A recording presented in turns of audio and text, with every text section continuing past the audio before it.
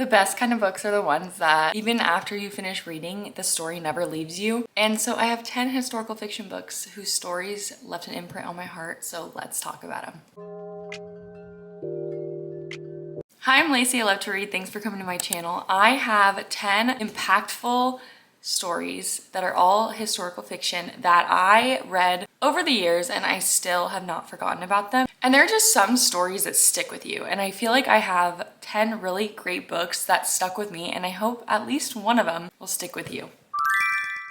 The first book I have, I actually don't have a physical copy of because I read it at my library, but it's The Attic Child by Lola J. This book was 469 pages and I rated it 5 stars, of course. I found this book to be super fast paced. Lola J's writing was really easy to get into, and then once I started getting into the story, I just couldn't stop reading. So this book is about two people who ended up living in the same attic over a century apart. So the first person is Celestine, and he was taken as a child from his home in Africa to live with an English explorer who locked him in the attic a majority of the time. While he was locked in the attic, he left some of his personal items, which were found over a decade later by Laura, who ended up being locked in that same attic over 100 years later because she lost her parents and then had to move in with her relatives who did not want her around. So she ended up being locked in that same attic and found Celestine's stuff. In an effort to figure out who was in the attic before her, she teamed up with a historian and they went through the history books and all the resources they had to try to figure out who would have been locked in the attic. And the story was just beautiful. It was told in 2 timelines, so you got to see Celestine's and Laura's around the same time. And I think about Celestine a lot, and the story is so beautiful, but it's so sad also. There were some really hard parts to read, of course, because just the premise itself is just really heartbreaking, and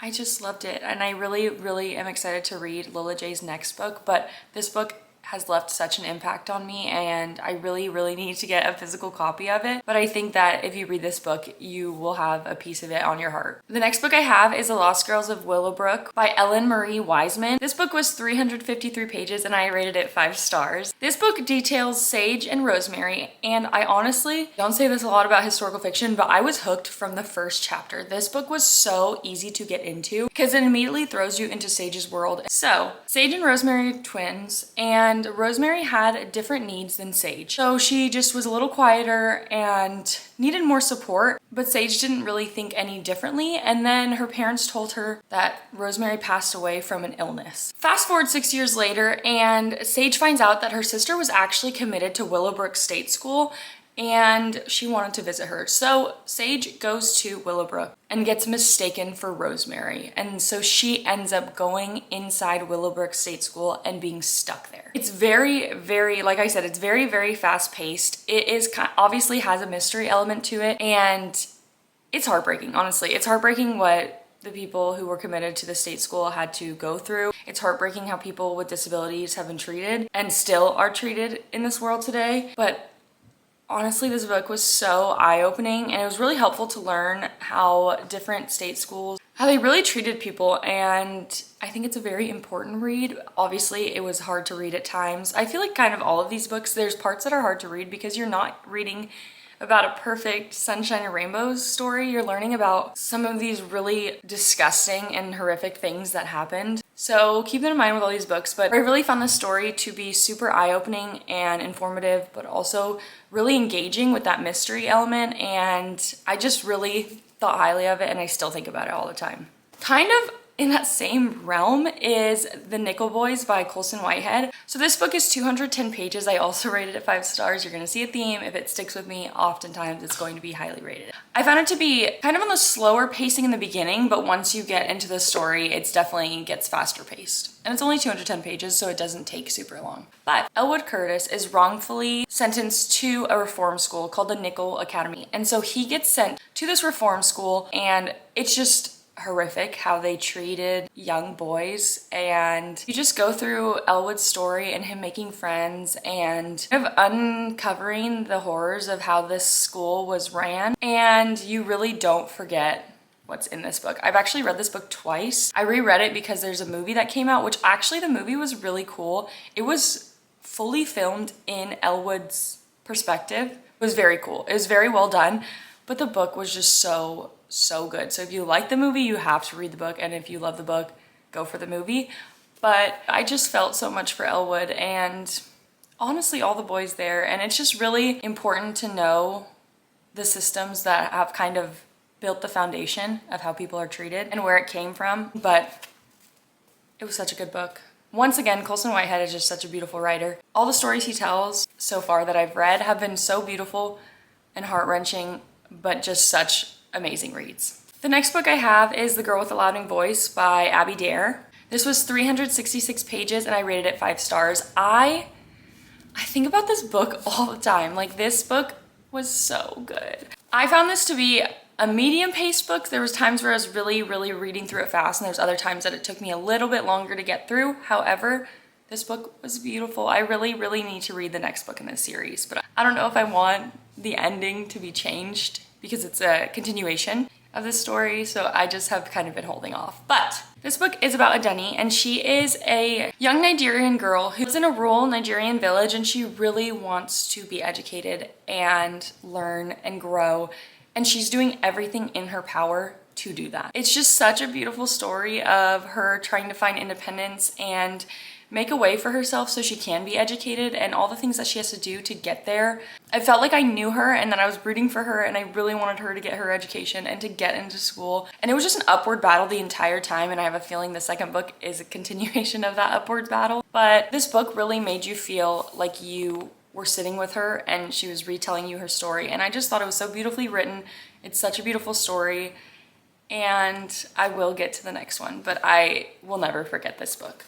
The next book I have is Homegoing by Ya Gyasi. Also, if I'm pronouncing any of these names wrong, I tried to look them up. I pronounce a lot of things wrong, so feel free to correct me in the comments. But this book is another shocker 5-star read. It's beautiful. It is 300 pages, and I found this one to be slower paced because this book is about 2 different women who are half-sisters in Ghana. One marries an Englishman and the other is sold into slavery. And so you follow 8 generations of their family. So it starts with those 2 sisters and then goes to one of their children and then, you know, keeps going on. The reason it was slower paced is because every time you'd read a chapter, you'd be so into their story and then it would go to the next person. And so it was hard sometimes to get into it because it almost was like you're restarting a book every generation. But this book was so beautiful. It's such an interesting comparison of people having completely different lives and how there are a lot of commonalities but a lot of stark differences that impact, you know, generations. Like, it's crazy how much those things impact generations. Like, you don't realize how much generationally has come down and trickled down and impacts things today. It was just so beautiful. It was such a good book. I think that this book is worthwhile for everyone to read, and I just think it was such an interesting way to tell this story, and I will always think highly of this book and I'll always recommend it, and I just will never forget it. The next book I have is a Kristen Hanna book. So this is The Nightingale by Kristen Hanna. This book is 564 pages and I rated it 5 stars. So this story tells about 2 sisters, Vianne and Isabel, and they are taking very different paths to supporting people within this war. So Vianna is focused primarily on her family and the people around her, her community, her direct community, while Isabel wants to impact the war itself. And so she leaves to help in that way while Vianne stays in her home and supports her community. It just shows such a beautiful comparison of both sisters and their impact and the risks that they're taking in different ways, but also for the same purpose. I just love seeing that people can do different things with good intentions and with the intent to support people and help and stand up for things. And I think it's really nice to see that there's not one way fits all to help. So I just thought the story was beautiful. And the next book is a book I feel like I've talked about a ton, but it's The Very Pickers by Amanda Peters. This book is 304 pages and 5 stars. This story focused on an Indigenous family who every summer would go from Nova Scotia to Maine to pick blueberries. They did it every summer, but then one summer, the youngest child, Ruthie, gets kidnapped or she disappears. They don't know what happens to her. All they know is Joe's the last one who saw her and she was here one second, gone the next. So this book starts telling Joe's backstory and his family and getting context to their family. All the while, you're also getting another perspective of another resident of Maine named Norma, who has 2 affluent parents who both have a challenging time connecting with her. And so she's kind of living her life and figuring out why it feels so off, while Joe is retelling his life story and his family's life at the same time. And so this was a really fast-paced book. I felt like the two perspectives was really helpful to keep it flowing. I think Amanda Peters' writing is really easy to connect with and digest, and I just thought it was beautiful. There was a lot of heavy topics in this book, like a lot of heavy topics, but it was beautiful. I cried. I just had such a good time reading it. The next book I have is Where the Crawdads Sing by Delia Owens. This book is 368 pages and I rated it 5 stars. This is one of the first historical fiction books I read, and I know a lot of people had mixed feelings about it, but I personally loved this book. I thought it was such a beautiful story, and it was a very unconventional story, which I found very interesting. I didn't love the movie. I felt like she wasn't dirty enough. I felt like she looked very clean and very put together. But anyways, this book is about Kaya, who lived in the marsh her entire life.